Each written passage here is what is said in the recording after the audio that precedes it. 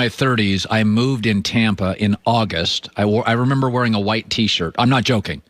It was late August in Tampa, Florida. I moved out of an apartment, and I remember somebody said, what I had on, somebody said, dude, you're going to lighten it. So I took a thin white T-shirt, up down the stairs with a brown sofa, soaked 5 minutes in. Of course. So it was since that moment, I have never considered moving anything.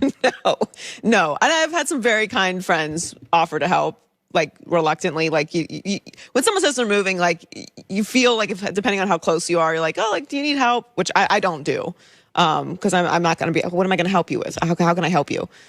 Hire movers. Yeah, like it's not even a question. Speaking of Sam Darnold, Peter King speculated the Denver Broncos are interested in trading for him. Here's the thing. Nobody remembers Drew Brees in San Diego. Nobody remembers David Ortiz with the Twins or Max Scherzer in Arizona. Nobody remembers Nick Saban at Michigan State. Nobody remembers Michael Jordan's first 3 years, no playoff wins. Nobody remembers Steve Young in Tampa. Nobody remembers Bill O'Reilly at ABC News. Your first couple of years go sideways. You land in a good spot, you're good. The bottom line is Aaron Rodgers, at this point in his career, hadn't started a game. And he's a legend. If Darnold goes to San Francisco, Kyle Shanahan made Matt Schaub a Pro Bowler, Matt Ryan an MVP. What else did he do? RG3 Rookie of the Year over Andrew Luck. That's good resume. If he makes Sam Darnold in a run-centric power offense that they've already got George Kittle, Deebo Samuel, they can run the football, good O-line, you're not going to remember the Jets thing. He's 23.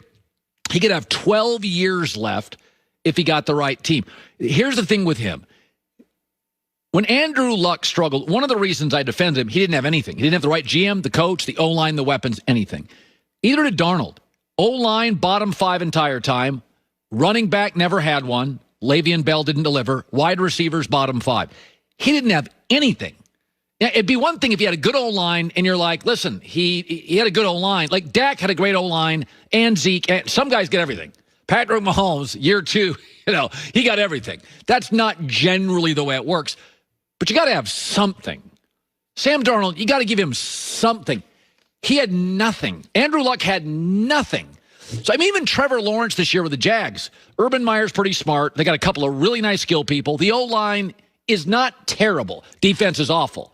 But Trevor's not walking into a situation they have nothing. They got a couple of nice skill people. The O-line's not miles away. It's not a bottom 5 O-line. And they got a ton of cap space. Darnold came in, they had no cap space. And they were terrible. And the coach and the GM, so I think he can work.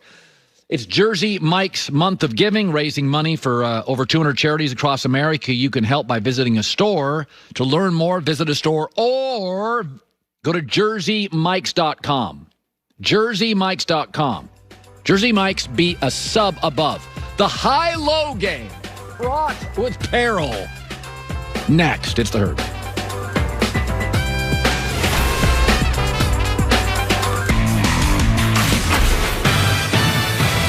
Here we go, hour 2.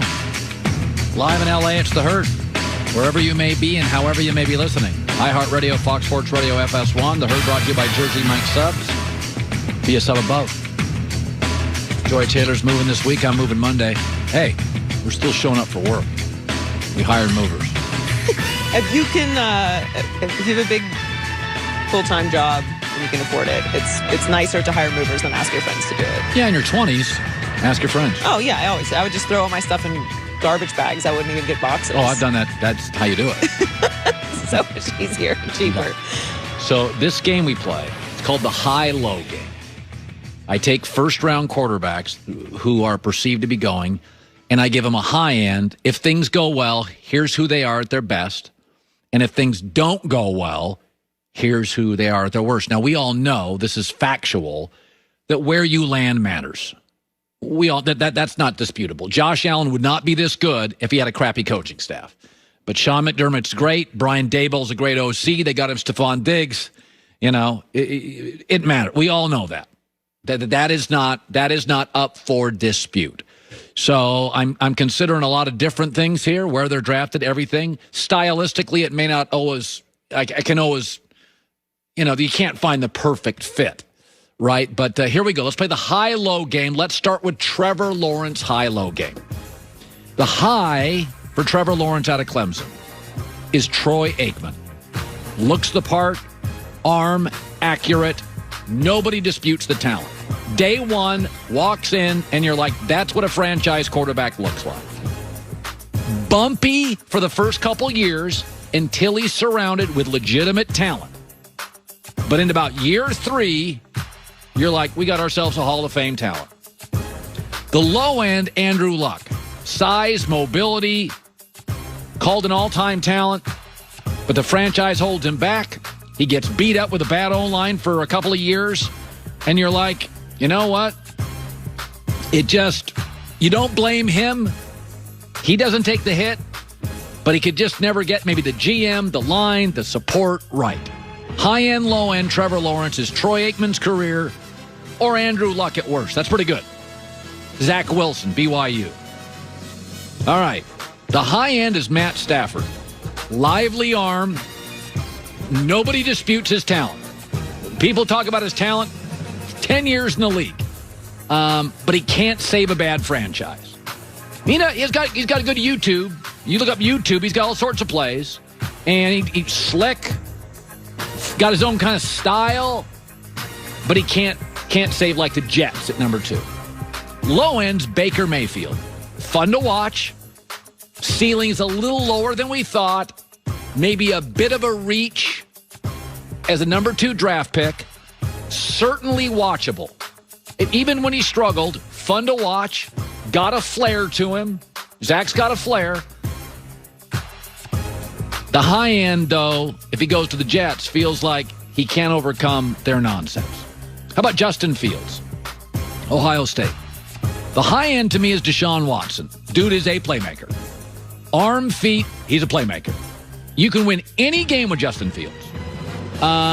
It doesn't have the smoothest delivery. It's not the prettiest football, but high school star, college star, and you're not surprised if the franchise is bad, he can carry him to the playoffs. Teammates love him. Total difference maker at quarterback. The low end is Sam Darnold. Super talented, inconsistent. Sometimes you're like, God, I love him. And then the next series, you're like, man, he's missing wide open receivers. And you think to yourself, that's crazy. But I watched Justin Fields this year against Clemson. I was like, whoa. And then I watched them against Northwestern. I was like, oh. Yeah, I didn't know week to week quite what I was getting. But the high side and the low side, you're talking about a dynamic athlete. Trey Lance, North Dakota State. I think high-low. High is Josh Allen. Total wow factor physically. Like, whoa. A small school. So you're questioning, is he just better than all these average players? A bit of a project. You're not going to have him walk into this league and light everybody up. Could become very dependent on where he lands. May struggle a little early. But in year 3, if he's got the right people, you're going to say to yourself, why didn't we like him more? Why wasn't he the number 1 pick? Big upside. The low side is Blake Bortles. He kind of looks the part. And there's some athletic ability here. He wins some games. But you're like, he kind of plateaus. And you just kept waiting for Blake to get to the next level. And he just never got to the next level. But there's something there. They're athletically, you're not going to dispute that. Blake could move around and make plays, so could Josh. And then Mac Jones, Alabama. The high side is Kirk Cousins. Delivers the ball, not real athletic, does not look like the future of the quarterback position. But coachable, surround him with premier players, he can get him the football. You don't feel like in the big games against the best quarterbacks, you kind of feel like you have the second best guy at that position. Low side is Matt Barkley, USC. Big school, great teammates, really well liked. Pretty low ceiling. Can't do anything with his feet. Strictly a pocket guy. overdrafted, stays in the league forever because coachable, good in the film room, nice guy, but you just kind of